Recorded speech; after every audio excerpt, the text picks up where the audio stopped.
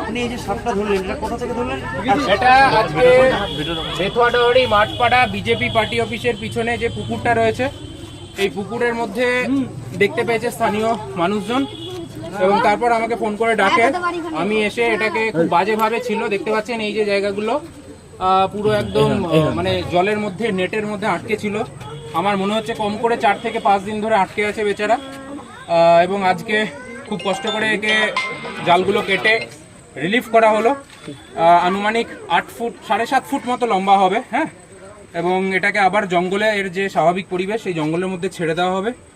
এর বয়স হার্ডলি 1 থেকে 1.5 বছর, 1.5 বছর হয়নি, বছর খানেক হবে। আগের সিজনের বাচ্চা এটা। এরা খুব তাড়াতাড়ি বড় হয় এবং এরা প্রায় 15 ফুট অবধি লম্বা হয়ে যাবে।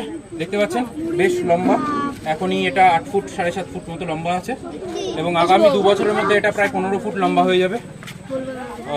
এই সাপ সম্পূর্ণ নির্বিষ সাপ, এমনিতে ভয়ের কিছু নেই। তবে হ্যাঁ, এরা গলা চেপে অনেক সময় প্রচুর মানুষকে মেরে দিয়েছে, রেকর্ড দেখেছি।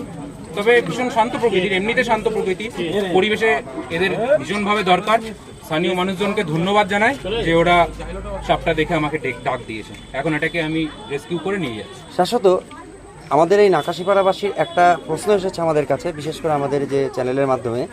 এই যে সাপগুলো আপনারা ধরছেন, ছেড়ে দিচ্ছেন, এই সাপগুলো তো ভবিষ্যতে এখান থেকে আবার ডিম ফুটে বাচ্চা হয়ে আবার তো ঘুরে আসতে পারে, সেরকম সম্ভাবনা রয়েছে। এটা তো ফরেস্ট ডিপার্টমেন্টের দায়িত্ব। এটা আপনার আমাকে প্রশ্নটা না করে ফরেস্ট ডিপার্টমেন্ট